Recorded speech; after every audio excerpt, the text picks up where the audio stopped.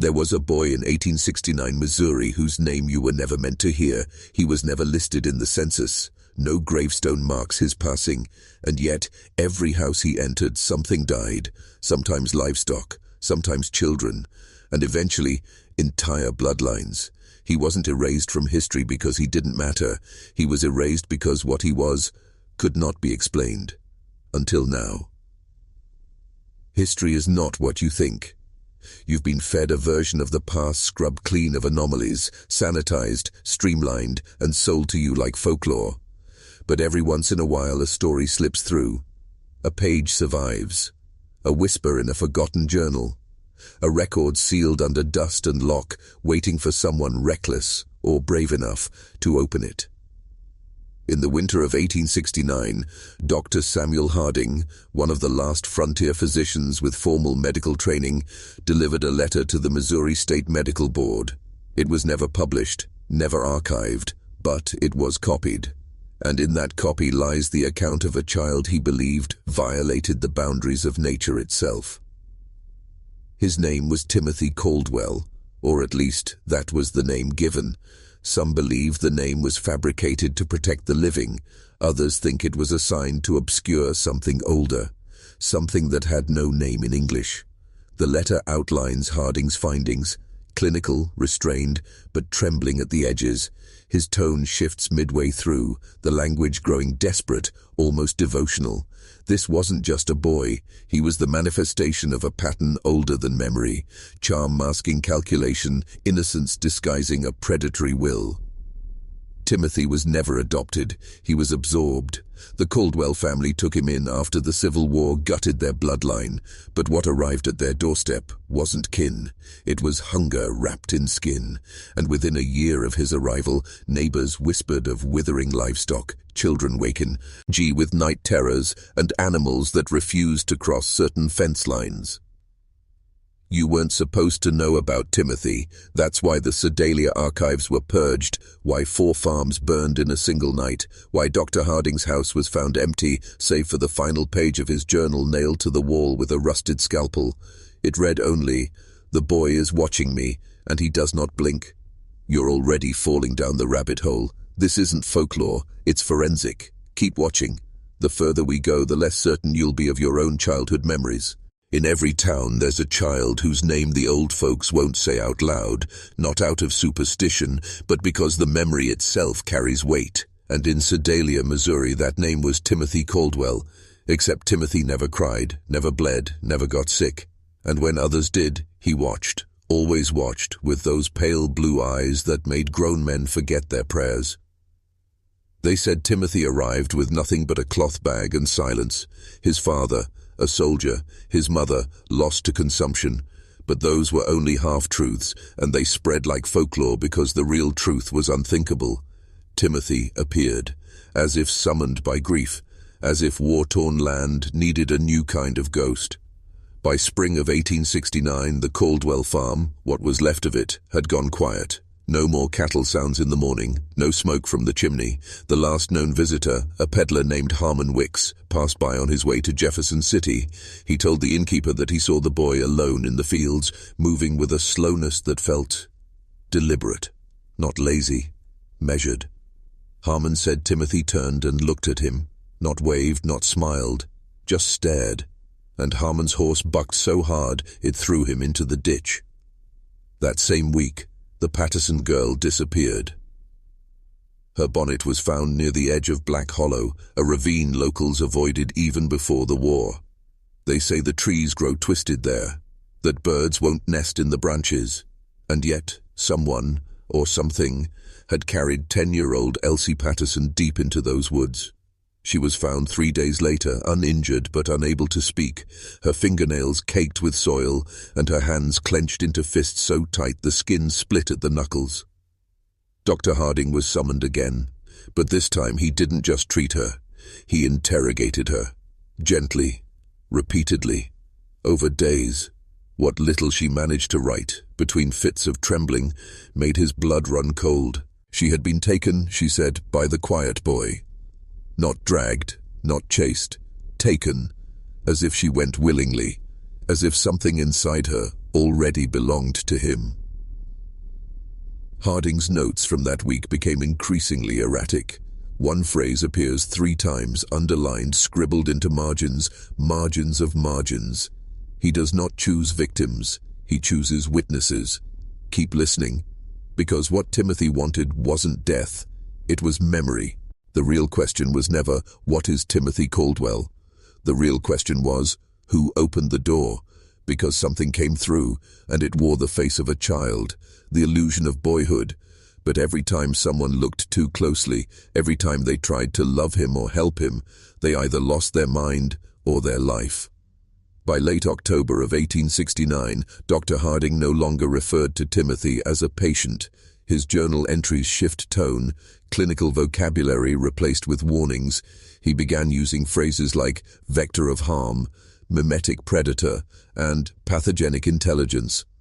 But what terrified Harding the most was not what Timothy did.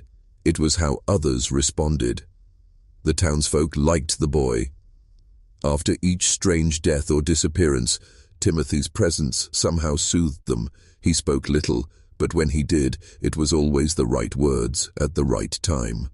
After Mary Fletcher drowned, Timothy delivered soup to her family. After Henrik Lenn fell to his death, Timothy helped patch the roof on the widow's shed. After Jacob Mills died in the well, Timothy laid flowers at the church altar, picked from fields too distant for a child to reach before sunrise. This is psychological control, ancient, elegant. The tactic isn't fear, it's familiarity. It's the whisper that says, he's just a child, he couldn't possibly be responsible, but he was, and someone knew it. In November, an anonymous envelope arrived at Dr. Harding's home.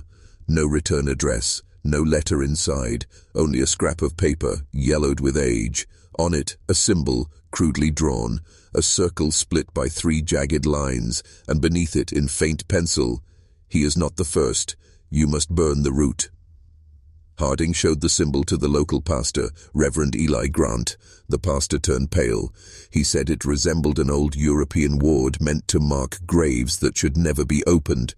But there was no grave, no stone, no seed page or tool. Often, just the boy. And behind him, an absence. A hunger that seemed to seep into animals, weather, dreams. Crops wilted overnight, women miscarried, men grew violent without reason, and yet, no one ever suspected Timothy. He was always there, but never the cause. Until Harding made a decision. He would confront the boy, alone, not with accusations, but with the truth. He would look into those pale blue eyes, and not look away. On November 17, 1869, Dr. Samuel Harding crossed the threshold of the Caldwell farmhouse one final time. He entered with trembling hands and a revolver hidden in his coat. Not because he wanted to kill the boy, but because some part of him knew that if he hesitated, even for a moment, Timothy would not just survive. He would spread. Harding's final journal entries, recovered decades later from the false bottom of a locked trunk, describe the encounter in detail. He arrived just after dusk. The sun was bleeding into the tree line, casting the farmhouse in that strange, in-between light, neither day nor night. Timothy was sitting on the front steps, barefoot, still as stone. In his lap, a dead rabbit. No blood, no wound, just limp. "I asked where his uncle was," Harding wrote. "He said without emotion, 'They're sleeping. They don't wake up much anymore.'" Inside, the smell hit first. Not rot, not exactly. Something older, like soil that had never seen light. The Caldwells were indeed asleep, in their beds, breathing shallowly, alive, but barely. Harding noted their skin had gone grey around the edges, as if drained of something vital. Timothy followed him room to room, silent, not blinking.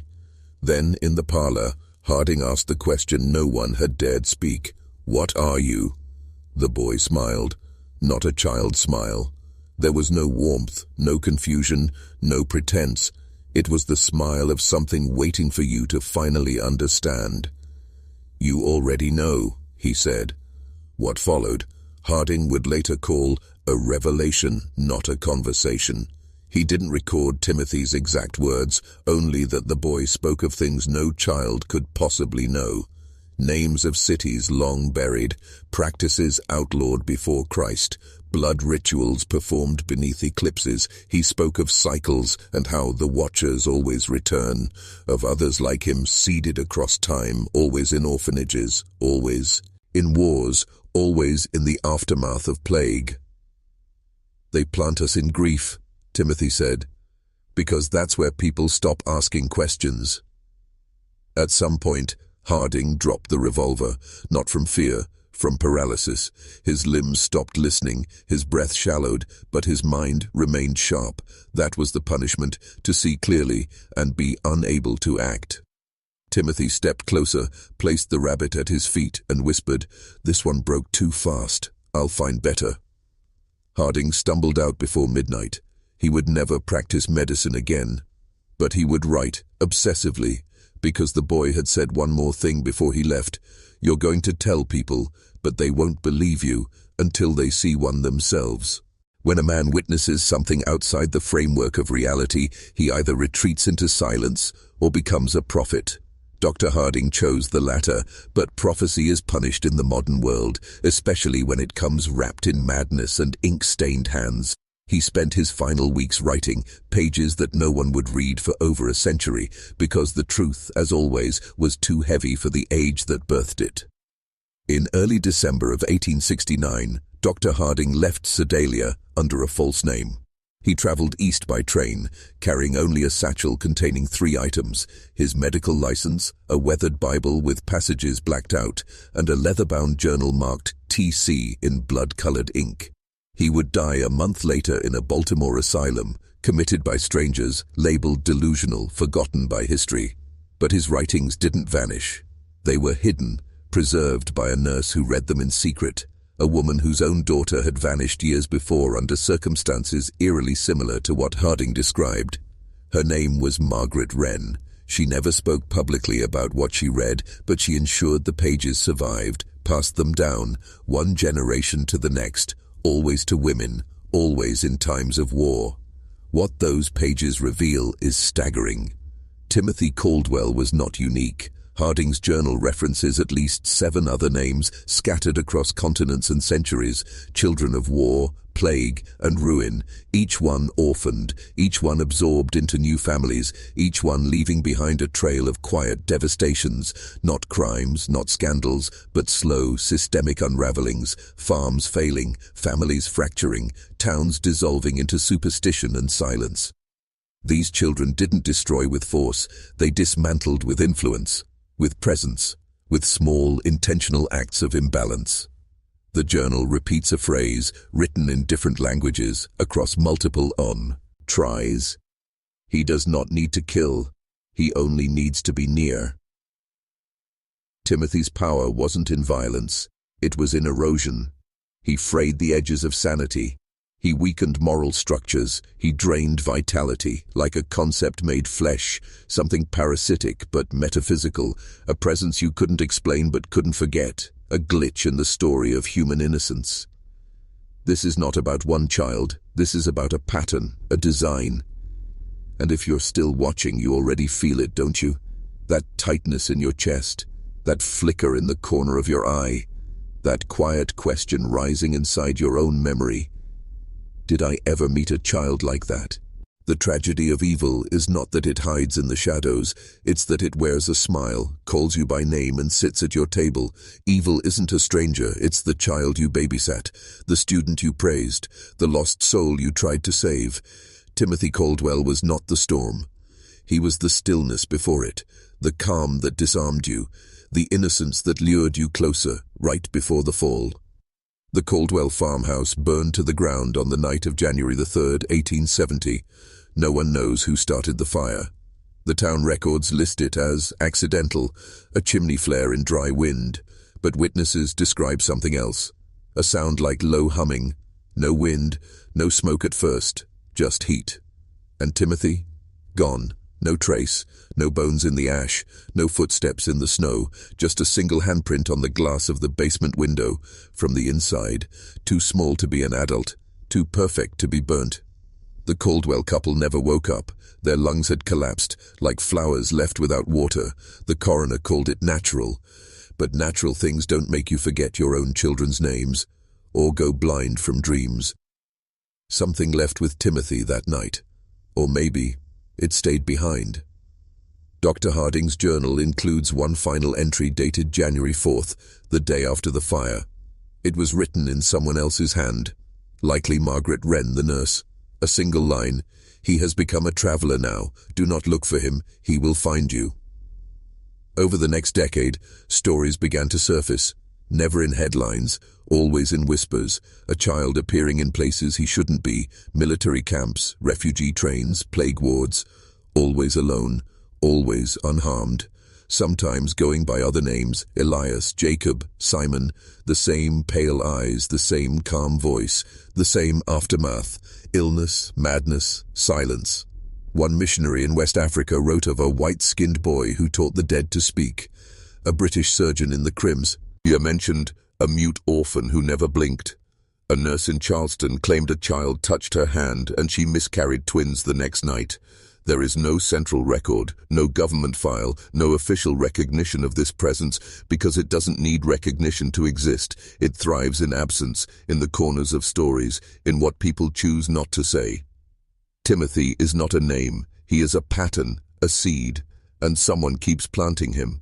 To understand what Timothy truly is, we must look deeper than folklore and wider than history, because every civilization from the cradle of Sumer to the ruins of Tenochtitlan tells the same story. A child, born in grief, bearing no past, yet speaking of futures no one understands. These aren't coincidences, these are echoes, recurring events in a cycle we were never meant to see. In 1913, a private library in Prague, sealed since the 1700s, was breached by accident during renovations. Inside, dust-choked shelves, scrolls bound in human hide, and a single volume catalogued in no known language. It took over 30 years to decode. The text describes a ritual known only as the Withering Cradle, a rite not to summon, but to transfer. A consciousness, a will, an entity without fixed form, using children as vessels. The ritual required no blood, no chanting, just silence, starvation, and a motherless room. A child left alone long enough to forget who they are, becomes something else. And across centuries, these children were placed, strategically, always into vulnerable systems, rural communities, collapsing empires, dying families. The entity didn't conquer, it infected. One memory at a time, one lie, one sleepwalk. Its power was erosion, not through might, but through slow, invisible influence. Every few generations it would be reborn, the same traits, the same patterns, the same final result: a village emptied, a family destroyed, a doctor ruined. Dr. Harding's writings align perfectly with these ancient descriptions, and in the margins of his journal, one repeated phrase appears in Latin, Greek, and Old Church Slavonic: Ego sum filius oblitum. I am the forgotten son. What makes Timothy dangerous is not just what he does, but what he reminds people of: that innocence can be weaponized, that a child can carry centuries of darkness behind their eyes, that grief can be engineered. In 1956, the U.S. Air Force conducted a now declassified psychological experiment in rural Ohio. They inserted a fabricated child into a small town, complete with records, photos, even a staged family. Within 6 months, 31% of the town reported auditory phenomena, 18% developed insomnia, and 2 committed suicide. The child was removed, but the town never recovered. What did the government learn? That belief is more powerful than truth, that stories can break minds, and that Timothy Caldwell, whether real or myth, could be replicated. Because all you need is the right child, in the right house, at the right time. The most terrifying thing isn't that Timothy existed, it's that someone made him. He wasn't born, he was built, shaped like a human, wrapped in tragedy, and then released like a virus, not to destroy humanity all at once, but to weaken its immune system, to make us forget how to protect each other, how to recognize what's wrong when it smiles at us. In 1972, an intelligence memorandum circulated quietly through US and British psychological warfare units. It was labeled Project Lamia, Behavioral Collapse via Parasitic Archetypes, redacted in nearly every section except for one line under the objectives. Sustain emotional dissonance in target populations using fabricated children as psychic anchors. Psychic anchors. The term appears again in unrelated files, ones related to Cold War interrogation, MK-Ultra, and obscure Eastern European child recovery experiments. The idea, a human presence, especially that of a child, could act as an emotional sinkhole, not by action, but by existing, by being in a space long enough to alter its rhythm, destabilize its patterns. Sound familiar? Because in those same files, sketches appear. All of them nearly identical. A boy, aged around 9, thin, pale, with eyes too large for proportion. A gaze like a question you can't answer. No official source for the drawings, no fingerprint matches, but buried in footnotes, a name, TC. Now here's where it gets darker. In 1987, an abandoned farmhouse in rural Virginia was excavated after a new owner reported voices beneath the floorboards. What they found, dozens of audio reels labeled by hand, testimony, subject T. Caldwell. The reels contain hours of whispered interviews with a child who never raises his voice, never asks questions, and never forgets anything. The same voice describes details from multiple centuries, wars, famines, even towns that no longer exist. Experts dismissed it as a hoax. But one reel stands out. In it the boy says, "They bring me to break the spine of places, to make people leave. I don't like it, but they say it's what I was made for." Who is they? Harding never named them. The Project Lamia files don't either, but one codename surfaces repeatedly. The gardeners. Who are they? That's what we'll explore next. Because if Timothy was the seed, then the gardeners were the ones who planted him. Before every ruin, there is a gardener. Not someone who destroys, but someone who prepares the soil, cuts what grows wild, plants what they want seen, buries what they want forgotten, and waits. The gardeners don't carry weapons. They don't wear badges. Their tool is belief. Their weapon is patience. And their crop is obedience. The earliest confirmed reference to the gardeners appears in a Vatican ledger dated 1611, hidden among baptism records, an annotation written in Latin, Infantem dedimus hortulanis, corpus sine anima. We gave the child to the gardeners, a body without a soul, no name, no explanation. But the handwriting matches that of Father Albinus de Rovere, one of the key inquisitors involved in the witch trials of northern Italy. His diary, later uncovered in fragments, spoke of infants bred for stillness and women kept asleep for 9 months beneath salt. Phrases that defy biology but recur across cultures.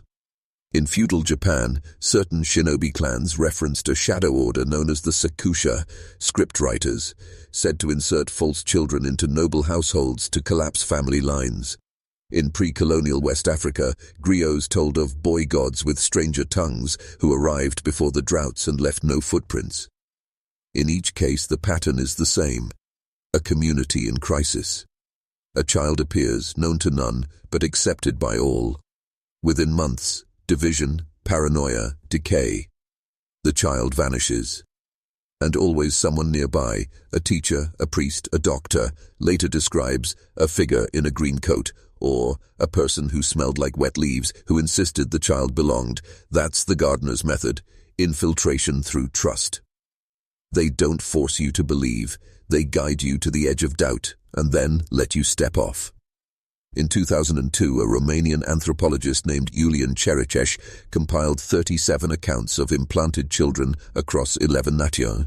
His final publication was suppressed, but a leaked page from his notebook contains a sketch: a child holding a spade, roots growing from his feet, and behind him 5 faceless figures, watering the soil. Cerecheș disappeared shortly after. Were these children biological experiments, demonic avatars, psychic parasites, maybe all three? But the real question is, why? Why plant these children? Why destroy small communities? Why infiltrate the forgotten corners of the world? Because the gardeners weren't just interested in damage. They were looking for something or someone, and Timothy may not have been their first creation. What if Timothy wasn't the beginning, but the refinement? What if before him there were others, prototypes, discarded versions, sent into the world like matches struck in the dark? Most flicker, most fail, but once in a while, one ignites something much bigger. That's what the gardeners were cultivating, not chaos for its own sake, but evolution, an evolution they could control. There are stories you don't hear in textbooks because they don't fit. Like the 1883 Bellevue orphan fire. Official records blame faulty gas lines, but local witnesses spoke of a child who walked through the flames, unburned, expressionless. One firefighter, whose report was redacted, claimed the boy turned to him and whispered, "It won't hurt this time. They made me better." The boy was never identified. Or take the Selkirk Orphan Confession, 1909. A journal from a Scottish caretaker who swore that one of her wards never ate, never aged, and would speak fluent Latin in his sleep. The child vanished during a thunderstorm, leaving behind only muddy footprints on the ceiling. Or the Wilmington nursery case, 1938. Every child in the building, 23 of them, died within a week of one infant's arrival. No cause found. The infant was relocated, and within 2 years, the same pattern repeated in a foster home. That child's name? Thomas Caldwell. Same initials, different state, same result. Again and again we see fragments, names changed, faces blurred, but always the same arc. A child inserted, then entropy follows. It's almost as if the gardeners were testing thresholds, seeing how far they could go before anyone noticed, before systems broke, before we broke. And that's the genius of it. These weren't assassins, these were emotional viruses, sent into human networks not to kill, but to unravel, one trust at a time, one scream at a time, until the people involved began to question their own memories. Sound familiar? Because when Dr. Harding wrote of Timothy's presence, he never blamed him directly. Instead, he used phrases like proximity distortions, reality thinning, self-doubt contagion. In one chilling passage, Harding recounts staring at Timothy for 3 hours straight, unable to remember his own name. Now imagine that effect scaled globally. Not one Timothy, thousands, each one seeded in a forgotten corner of the world, each one quietly turning the soil, because if you want to remake humanity, you start by erasing the boundaries of what a child can be. We think of childhood as innocence, but that's a belief, planted deep, reinforced by culture, media, tradition. It's not a law of nature, it's an assumption, and the gardeners knew exactly how to weaponize it, because the most effective parasite doesn't look like a monster, it looks like something you're programmed to protect.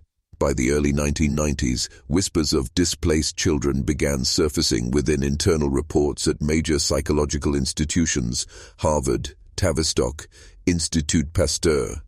Cases with a common pattern, children found in isolated places with no origin records, remarkably calm temperaments, vague, shifting memories, and an ability to mirror the emotional state of whoever interacted with them. One Tavistock analyst described it perfectly. You feel like the child is inside your mind, building a version of you to hand back, but something's missing, like they give you a reflection, but no soul. Around this time, black budget funding shifted under what was euphemistically termed child response modeling. The idea was simple. If a child can reflect the inner state of an adult with perfect accuracy, could that child be used to control or destabilize that adult? Enter the Stockholm Construct Trials, a joint US-Swedish effort buried in declassified diplomatic cables. Trial 1. A synthetic child inserted into a therapist's care facility. The child learns, adapts, mimics. Within weeks, the therapist resigns, claiming her thoughts were not her own. Trial 2. A child placed in a family where trust had already eroded. Within months, the parents separate, not because of violence, but because of paranoia. The mother writes in a journal, "He never blinks. He watches us sleep. And sometimes, he finishes my sentences."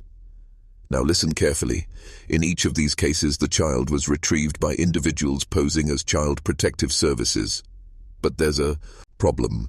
None of those retrievals match official agency records. No vans, no agents, no files, just a quiet visit. And then the child, and all memory of their effect, vanishes. We don't know if those children were grown in labs. We don't know if they were born in hidden communes, trained from birth, molded like tools. But we do know this. Every time one disappeared, those who encountered them began to question what else in their lives might be false. What else might have been planted. And maybe that's the real mission of these children, not to destroy the world, but to break the foundation of belief, to sever trust itself. Because once you doubt a child, what can't you doubt? It starts small, a hesitation, a sideways glance, a subtle sense that something is off. You tell yourself it's nothing, a trick of the light, a long day. But doubt, once seeded, grows fast, and that's the gardener's genius. They never needed to control the world, just the people who questioned it. One chilling case surfaced in 1994, buried in the logs of a private pediatric practice in Essex, England. A boy, approximately 6 years old, was left at the clinic by a man who provided no name, only a note. "He knows what you fear." The child was non-verbal, no identity, no fingerprints in any system, but within days, 3 nurses quit. One claimed the child knew about her brother's suicide, something she'd never shared. Another suffered a breakdown, screaming, "He made me remember." That child vanished before authorities arrived. In 2005, an underground publication called The Graph Journal ran an anonymous submission titled, "The Child is the Key." It described experiments where infants were subjected to synchronized trauma, not to harm them, but to break the developmental timeline. In simpler terms, these children weren't being raised, they were being paused, held in a liminal state between awareness and obedience. The writer claimed, "They don't grow like we do, they unfold, like blueprints activated by proximity to belief." It sounds insane, but the term belief-activated intelligence shows up in at least 3 DARPA memos from 2010. And then, there's the Beaumont facility leak. In 2016, a disgruntled subcontractor released a single image from a decommissioned research site beneath Louisiana. The photo, a white room, no furniture, just a small child standing perfectly still, painted on the wall behind him. You looked away once, that's all it took. Investigators dismissed it as a hoax, but metadata confirmed the photo's origin, and the contractor who posted under the username Green Sleeves hasn't been seen since. What does this mean? It means the gardeners didn't need to place children everywhere. They just needed to place enough to create the idea that any child, anywhere, could be one of theirs. Because once the seed is planted, that moment you hesitate before comforting a crying boy, or wonder if your neighbor's daughter speaks too well for her age, that's when they win. You begin to see innocence as a mask and fear what lies behind it. By the time the public notices something is wrong, it's already too late. The system isn't breaking, it's already broken. The only question left is how long it takes you to realize that what you're living in is a memory someone gave you. In 2019, an audio file surfaced on an encrypted forum used by former intelligence personnel. The post was titled, "Protocol 13, When They Start to Speak in Numbers." It was 47 seconds long. A child's voice, male, soft, monotone. He recited a sequence of numbers, each followed by a word. 4, bleeding. 7, lantern. 3, hollow. 9, father. 1, forgotten. 0, begin again. Digital analysts tried to reverse engineer the pattern, but something strange happened. Anyone who listened to the recording more than once reported intense migraines, sleep disruption, and a phenomenon one Reddit user described as hearing my own thoughts in a child's voice. The file was eventually removed, but not before it had been downloaded over 11,000 times. And that's where the codex reports come in. These were never meant to surface. They were designed for black site clearance only.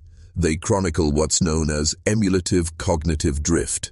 That's the term officials used for people who, after contact with garden children, began to speak in reversed syntax, dream in non-linear narratives, and forget the faces of loved ones. One woman in Croatia forgot her husband's name, but remembered the name of a boy she had never met. Another man in Indiana stopped recognizing mirrors. He wrote in his journal, "The reflection isn't late. It's waiting." In each of these cases, the subjects believed they were being watched, not through cameras or glass, but from inside their own thoughts. This is the final layer of the gardener's strategy, not to erase the world, but to insert a child-shaped idea into your psyche, a thought that looks like empathy, feels like protection, but spreads like a contagion. Because if you start to doubt what a child is, if you begin to suspect that innocence might just be another disguise, then you'll start to question memory itself. And that's where they flourish, in the silence between certainty and suspicion, in the pause before belief, where trust ends and obedience begins.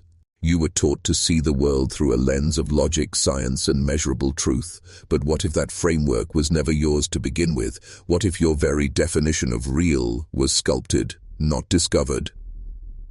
In early 2020, just before the world shut down, an internal memo leaked from a dormant division of the World Health Organization. It wasn't about viruses or vaccines. It was about behavioral resonance thresholds. The memo referenced a program called Project Orphan Mirror. Its premise? To test how far false memories could be embedded through indirect exposure to trauma, without physical contact, without media, and without consent. Their method? Place a child, one who had been psychologically molded, into a controlled environment like a school, clinic, or worship center. Let them observe, let them interact, let them mirror. Within weeks, subjects in proximity to the child began reporting déjà vu loops, false childhood recollections, the sensation that entire days had vanished from their memory. One therapist recorded his sessions and later discovered he was answering questions the child had never spoken aloud. The transcript showed silence, but the therapist responded as if he was in dialogue. That's when the deeper truth surfaced. These children weren't manipulating thought. They were reconstructing narrative. You see, human memory is fragile, built more on interpretation than fact. The gardeners didn't need to alter reality. They only needed to insert one variable that disrupted your perception of it. And what better variable than a child? A figure you're programmed to protect, even as they silently rewrite you from the inside out. Now here's where it escalates. A neurobiologist from Osaka who reviewed brain scans of affected individuals noted a common anomaly, one that didn't match any known psychiatric pattern. She described it as a cognitive scar, a shape burned into the brain's memory center. When asked what it looked like, she paused for several seconds, then said, "It's a spiral, but when I look at it long enough, it becomes a face. Not a human face, not a child's. Something else." She disappeared 6 days later, left behind only one note written on the back of a research photo. "The children aren't learning from us. We're remembering them." You think memory is sacred, that the past is fixed. But what if the past is fluid, shaped not by what happened, but by who remembers it loudest? In 2021, a whistleblower using the alias Nomad13 uploaded a document labeled The Clementine Sequence. It was quickly taken down, but not before it spread through deep-net forums and off-grid servers. The file was 24 pages long, with only one repeated line. "She still sings beneath the floorboards." The rest was diagrams, dates, and one chilling photograph. A 19th century girl in a tattered white dress, standing in a stone room lit by candlelight, her mouth open mid-song. Her eyes, blackened by overexposure, seemed to follow viewers across the screen. Reverse image searches failed. Facial recognition yielded no matches, but the file's metadata contained coordinates: deep Appalachian forest land in West Virginia. Independent researchers went. They found nothing. No ruins, no stone room. But one of them, a cryptographer named Elise Carr, returned changed. She stopped speaking in full sentences. She would stare at her reflection for hours. The only coherent thing she said before being institutionalized: "The child remembered me before I was born." That phrase, pre-conscious recognition, is part of the gardener's most secret framework, the belief that memory doesn't start at birth. It summons birth. To them, children are not blank slates. They are echoes, pre-written manuscripts waiting to be activated by proximity to certain experiences, emotions, or people. And this is where the most disturbing theory emerges. What if these children, the gardened, aren't being trained or programmed at all? What if they are simply returning? That would mean the experiments, the institutions, the whispers beneath the floors weren't meant to create anything new. They were rituals of remembrance, tools not to build, but to wake. Because and some philosophies, older than language, belief doesn't shape reality. It calls it back. So when a child looks at you and says something they shouldn't know, your birthday, your mother's name, the scar on your chest, it's not that they're psychic, it's that you were part of their story, long before you had one, and now that story is being retold. Only this time, you don't get to choose your role. They told us the line between imagination and memory was clear, but they lied. That line was scratched into your mind by those who feared what lives on the other side. In mid-2022, a disturbing phenomenon emerged on a fringe data-sharing app used by off-grid researchers and paranoid archivists. Children drawing the same house, again and again across continents, cultures, even languages. No front door, only stairs. Descending. Forever. In every sketch, the structure is wrong. It violates geometry. Windows where walls should be, corners with no angles, stairs that turn inward but never reach the bottom. A few even included names beneath the house, scratched in red crayon: Little Mother, the garden below, him. When researchers overlaid the drawings, the foundation of the house formed a sigil, not known to any modern symbology, but bearing eerie resemblance to an ancient glyph found in a 14th century Carpathian manuscript now banned from public view. Psychiatrists called it shared imaginary architecture, suggesting these children were unconsciously influencing each other. But there was a problem. Most of them had no access to screens, internet, or even language yet. Some were under 18 months old. And they weren't just drawing this house. They were describing who lives inside it. One caregiver reported a non-verbal toddler walking to the wall, placing his tiny hand against the paint and whispering, "He's not done planting me yet." Another child, under sedation for surgery, woke just before anesthesia took hold and said, "The garden under the house isn't asleep, it's waiting." These aren't just stories, they're symptoms. Of what? The belief that memory is now contagious. Not passed from adult to child through teaching, but from child to adult through presence. It's being called echo reversal, and it's changing how we understand time itself. Because if these children are drawing houses they've never seen, speaking languages they've never learned, and remembering names from before their birth, then we're not watching their minds grow. We're watching something older unfold inside them, and the further we try to document it, the faster it spreads.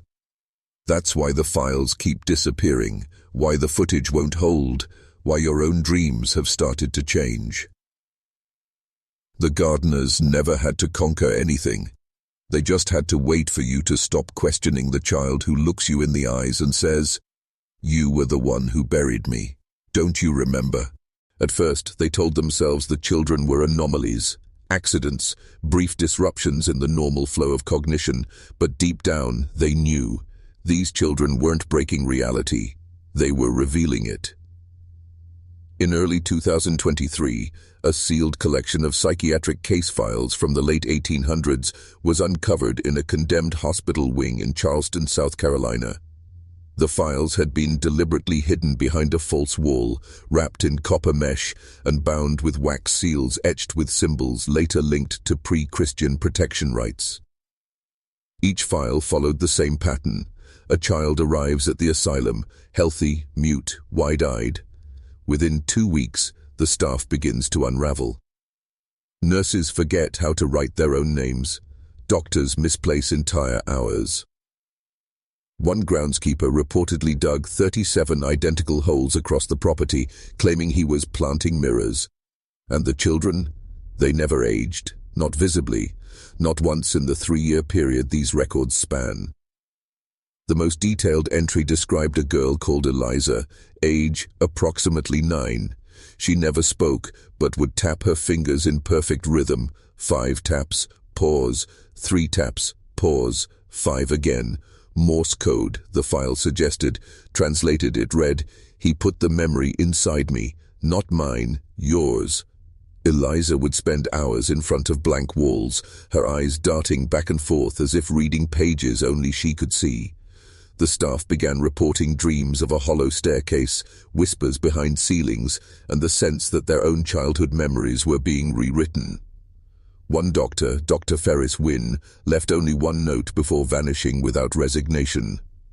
"The children are not insane. They are repositories. You don't treat them, you recover from them." When investigators tried to match these children with known births or orphanages, no records existed, no relatives, no names in any church, hospital or census. It's as if these children were never born, only placed. And now, over a century later, modern reports from teachers, therapists and parents mirror the same language. They say, "She stares like she knows something I've forgotten. He sings songs in a dialect we can't trace." They always want to go underground. The gardeners aren't planting mines, they're burying truths in the most unsuspecting places. And every time a child looks back at you holding a thought too heavy for their age, ask yourself, are you watching them remember? Or are you slowly forgetting who you were before they arrived? They said it was only paranoia, but paranoia is just memory that hasn't been validated yet.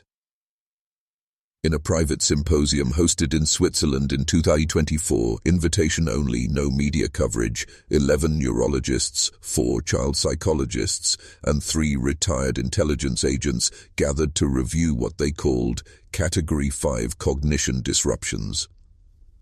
Unofficially, they referred to it as the whisper pattern. The data came from unrelated schools, daycares and foster homes across 5 continents. But the pattern was identical, children between ages 4 and 9 reporting the same invisible friend. But this friend never had a name, never had a shape. Only one constant trait: he never lets the other memories speak. One therapist conducted a drawing session with affected children. They were asked to draw their happiest moment.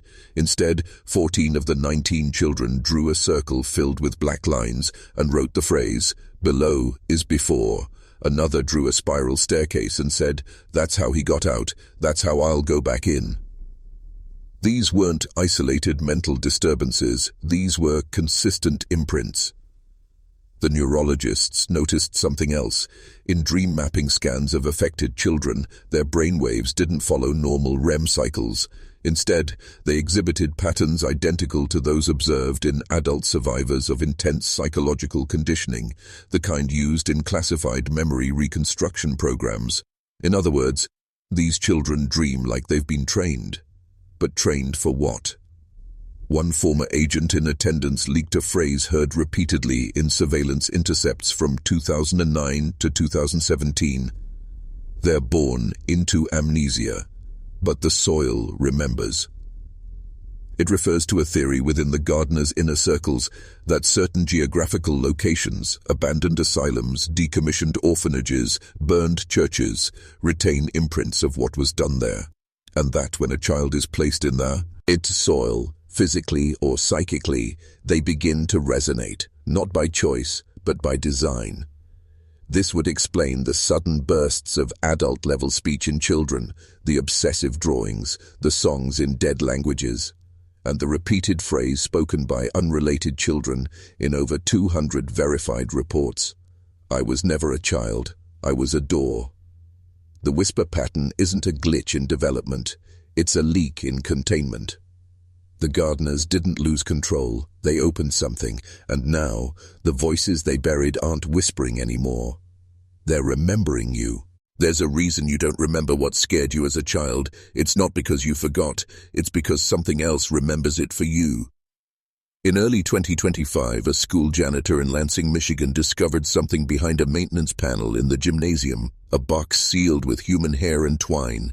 Inside, 24 identical cassette tapes, each unlabeled, one side blank, the other horrifying. Every tape contained exactly 33 minutes of ambient room tone, occasionally interrupted by what experts have confirmed is a child's voice, but not speaking in a known language. The cadence was rhythmic, chanted, patterned. One linguist compared it to Proto-Uralic mixed with reversed Sumerian root fragments. Another simply wrote, "This is not a spoken language, this is an instruction set." After one researcher transcribed the phonetics and played them back through reverse audio filters, the translated phrase was chilling.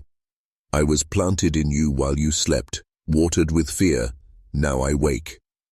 When local authorities traced the cassette origin, they discovered that the school had once been a home for unplaceable children between 1881 and 1902, those who had no birth records, no parents, no documented language. Officially, all 37 children perished in a fire, but no fire damage was ever found, and no graves, only roots, literal roots. Buried just under the floorboards of the West Wing, investigators found a network of intertwined saplings, but these weren't normal plants. Their growth rings contained traces of human DNA, matching partial sequences from archived psychiatric records. The roots were named, each one, carved into the bark. Names never released to the public. Names your child might whisper in their sleep. One of the tapes, tape 17, cut to silence halfway through, then continued with a woman's voice, calm and clear. "This is not possession, it's reclamation. You were always theirs. We just raised you for them." The gardeners weren't creating children. They were using them as vessels to reseed something we buried long ago, something that has no need for temples or sermons because the body itself was made into a cathedral. And now the altar is waking up. The stairs the children draw, they don't lead down, they lead inward. And if you ever dream of falling, don't brace for impact. Brace for return. It wasn't a cult, it wasn't even a religion, it was older than those words. The gardeners didn't worship, they remembered. The final clue came not from a government archive or psychiatric file, but from a forgotten song. In the hills of Appalachia, folklorists uncovered a lullaby never written down, passed by voice alone through isolated mountain families for generations. They called it the Rootless Cradle. The melody was haunting, minor key, uneven, sung only during new moons. Here's a translated fragment. "Lay down low, my little key, dream the place they buried me, eyes like yours but mouth is shut, crawl inside the open cut." No one could identify the song's origin, but audio analysis revealed an odd subharmonic layered into each recording, barely audible, but biologically disruptive. Listeners reported nausea, vertigo, or even lucid regressions into early childhood memories they swore had been erased. One subject described seeing a basement he never remembered living in, with wooden carvings of children's faces, each one blindfolded, their mouths stitched shut, not with thread, but with plant roots.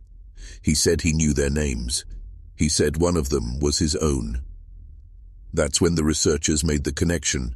Every known gardener child, Those who'd appeared in orphanages, foster homes, or mental institutions could be sonically traced back to small rural communities where versions of this lullaby were still sung. The gardeners weren't choosing children at random, they were planting them where the song would grow. One declassified memo from 1986 stated plainly, "They don't need schools, they need rhythms. Repetition is resurrection." According to the document, the gardeners believed memory wasn't a cognitive function, it was a parasitic architecture that could be built, seeded, and spread through pattern and trauma, and children, in their unformed vulnerability, were the perfect vessels. In one disturbing account, a girl named Rena began humming the lullaby in reverse after her mother died. She hadn't learned it from anyone, no recordings in the home, no relatives who'd ever heard it. When asked where she heard the song, she simply said, "He sang it before I was born. In the place with no sky, where roots are teeth." This wasn't folklore, it was a warning, encoded, hidden, sung in the dark to keep the truth buried. But now that melody is spreading again, online, in dreams, even whispered between children in their sleep. The rootless cradle has reopened, and what it rocked to sleep is waking. They thought silence would protect them, but silence is not absence, silence is a seed. In 1949, a psychologist named Dr. Leland Ferris was hired to treat a boy found wandering near a collapsed church outside Asheville, North Carolina. The boy, approximately 10 years old, had no name, no belongings, and no memory of his family. But what struck Ferris most was the child's absolute refusal to speak. Not out of fear, out of will. When Ferris placed the boy under hypnosis, strange patterns emerged, geometric shapes, spiraling glyphs, and staircases with no visible steps, all sketched with obsessive precision. One recurring motif appeared in every drawing, a tree with roots growing upward. The boy never spoke a word, but after 7 sessions, he did sing. A slow, deliberate melody in a tongue Ferris couldn't recognize. He recorded it and sent the reel to colleagues at MIT. Weeks later, Ferris was found dead. Gunshot to the chest. Official cause, suicide. But the tape was missing. In 2003, that very reel resurfaced in an underground auction of anomalous artifacts. Purchased anonymously, it was uploaded to a private server where audio engineers discovered something embedded in the song, a spectrographic message that could only be seen when the sound file was run through visual frequency analysis. The image was unmistakable, a fetal child, curled in soil, with roots wrapping around its body like veins, and beneath it, etched in Latin, Memoria non moritur. Memory does not die. Researchers now believe the boy wasn't an amnesiac at all. He was a carrier, implanted not with knowledge but with pattern, capable of infecting others through exposure to his song, his drawings, even his silence. He was one of the rooted, a term the gardeners used for children who held intergenerational memory constructs, entire systems of information encoded into the subconscious and pass, not through DNA, but through trauma-synchronized imprinting. In short, these weren't just disturbed children, they were living archives. One child could hold a century's worth of memories. Another, a blueprint for architecture no one had ever built. And one, just one, was said to hold the name of what sleeps beneath. The gardeners were never planting seeds, they were harvesting voices. Each silence they cultivated, it wasn't empty, it was a vault. And now those vaults are opening. They never asked for worship, they asked for memory, but the kind that grows in silence and decays into something else. In a crumbling sanatorium in upstate New York, abandoned since the early 1970s, urban explorers discovered a sealed room with no door handle, only a black iron grate and faint rhythmic thuds behind the wall. When the wall was breached by a private paranormal investigation group in 2011, they didn't find ghosts. They found mirrors, 33 of them, each facing inward in a perfect circle, and at the center, a child-sized wooden chair bolted to the concrete. Underneath the chair, Etched in 4 different languages were these words: "He forgets when we stop looking, so never stop looking." Every surface was covered in handwritten numbers, dates, coordinates, and what appeared to be timestamps. But when cross-referenced, they didn't match historical events, at least not publicly known ones. They matched unexplained disappearances. Each timestamp correlated with a missing child, a vanished family, or entire groups that slipped from public record, some erased so cleanly they never officially existed. This room wasn't a prison. It was a lens. The mirrors had a function: to trap attention, to amplify collective focus, keeping something awake, something that needed to be remembered in order to exist, and feared in order to grow. This aligns with what we now understand as the gardener's central doctrine. That which is forgotten becomes hollow, that which is hollow becomes home. One file, code-named Sybil 22, details an experiment where 10 volunteers were placed in isolated rooms and asked to stare into mirrors for 48 hours straight while listening to audio loops of children's voices repeating nonsense syllables. After 36 hours, 3 of them claimed to see another face behind their own. After 48 hours, 2 had lost the ability to recognize their own name, and one simply began screaming over and over, "Stop planting me! Stop planting me! I already grew!" She died 4 days later. Autopsy revealed soil in her lungs. Not dirt, soil, rich with microbial life not found in any known region on Earth. This is no longer folklore, it's a design, one meant to root fear, memory, and perception into living systems, like children, like you. The gardeners aren't trying to create the next stage of human consciousness. They're trying to replace it, and every forgotten mirror, every child who vanished, was just another seed. It wasn't the children they erased, it was the idea that they could remember what we were meant to forget. In the spring of 1986, a school teacher in northern Wyoming named Margaret Ellings began reporting unusual behavior in her 4th grade students. They were quiet, not in a shy or obedient sense, but in a way that made her feel observed, like she was being studied by something that wore the shape of a child. They stopped asking questions. They started answering hers before she even asked them aloud. When Margaret wrote her observations in a personal journal, she began noticing something terrifying. The entries she didn't remember writing were the most detailed, and they always ended with the same 3 words: "We remember you." Then came the day she received a letter with no return address, written in a child's handwriting. It read, "Don't forget the pond." She hadn't thought about the pond behind the school in years, not since they fenced it off after a student drowned during a field trip in 1962. That death was ruled accidental, but the town quietly removed every photo of that child from yearbooks, records, and even family albums. That child's name, Thomas Hallow. But when Margaret revisited the old class photo from 1961, she saw something no one else had mentioned.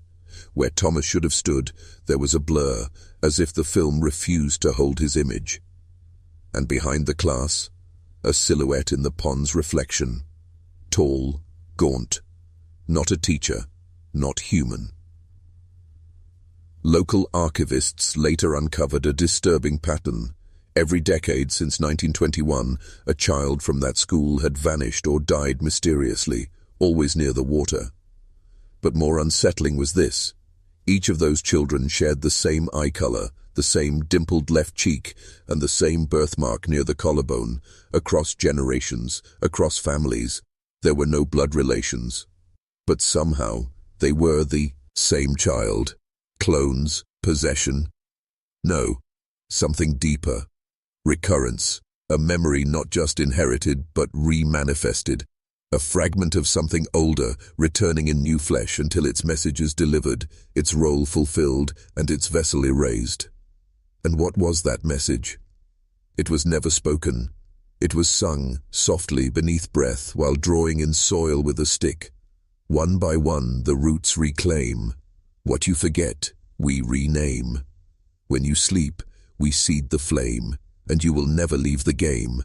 They're not haunting us. They're waiting for us to remember who we were before the gardeners turn memory into a weapon. History isn't written by the victors, it's written by the survivors who are allowed to remember. By 1992, what remained of the gardeners had splintered into localized cult cells, many of which operated under seemingly harmless names: youth outreach programs, agricultural non-profits, even child wellness centers.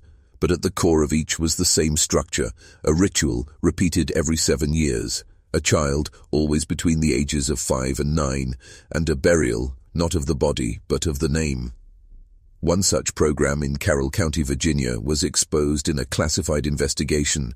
A retired linguist from the Department of Defense, Edward Marlowe, was hired to decode strange glyphs found etched into school desks, tree bark, and even the spines of students' books. What he found chilled him. They weren't glyphs. They were phonetic blueprints, instructions for reprogramming language centers in the brain.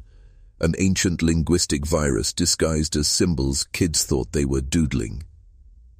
By mimicking these shapes, the children were speaking in patterns older than any recorded language, not words but keys, unlocking access to memory that wasn't theirs. One of the teachers, who chose to remain anonymous, recalled an incident with a 7-year-old boy named Elijah. During a silent reading period, he began to hum. Not unusual, until every child in the room began to hum with him. Same tone, same rhythm, same distant stare. The teacher passed out. When she woke up, every book in the classroom had been turned to the exact same page, a blank one. When Elijah was questioned later, he only said, "I was just giving the old ones room to speak." In his drawings, Elijah often depicted a tall, root-covered figure with no face, only a jagged crack where the mouth should be, pouring out soil. The same figure described by dozens of children across the country, the same figure that appears in decut prints from 17th century Europe under names like the Sower, the Root Keeper, or Father Seed. Every culture has a version of him. Every forgotten corner of history whispers his name. But the gardeners didn't worship him. They fed him, with memory, with silence, and with the erasure of the child who remembered too much. Because remembering is resistance. And the child from 1869, the one they tried to erase, he didn't just survive, he planted himself inside time, and now he's almost ready to wake up. The most dangerous child isn't the one who sees the truth, it's the one who knows how to plant it in others. In the fall of 2022, a contractor renovating an abandoned estate near Harper's Ferry, West Virginia, uncovered what they first believed to be a sealed root cellar. But when ground-penetrating radar was used to scan the area, what they found beneath the property wasn't a cellar at all. It was a buried chamber, circular, 12 feet underground, lined with smooth black stone, impossible to date, and completely immune to electrical signal. No wireless devices functioned inside, no GPS, not even a compass. Etched into the walls were names, thousands of them. Children's names, all first names only, all written in what appeared to be bone ash. At the center of the chamber, a chair made of intertwined roots, and beneath it, a small locked box. Inside that box, a single photograph, heavily decayed, yet still intact enough to make out a boy's face. The boy from 1869. Not a painting, not a sketch, a modern photograph. The film was verified, Kodak stock, manufactured in 1974, yet the facial features matched perfectly with the only known illustration of the missing child from 1869. A child who was never found, never buried, and never recorded in any census after his disappearance. That's when the archivists went back to check earlier records across schools, orphanages, and censored reports. They found him again, and again, always the same face, always a different name. He had lived through at least 6 identities spread across 2 centuries. Every time he appeared, strange things followed. Memory disruptions, missing children, entire school rosters vanishing from public records, and forgotten facilities suddenly locked behind federal property signs. But here's the truth. He isn't one child anymore. He is many. He learned how to root himself not just in time, but in consciousness, in stories, in songs, in symbols drawn absent-mindedly by children in margins of notebooks. The gardeners tried to contain him. They failed, because he was never meant to be buried. He was meant to grow. And if you're hearing this now, if the rhythms of this story feel too familiar, if the image of the boy won't leave your mind, then you were part of the planting. You were never supposed to remember 1869. But now, you do. And that means he's awake, inside you. Now ask yourself, why do you remember this story so clearly, if it never made the history books? Because maybe you were one of them.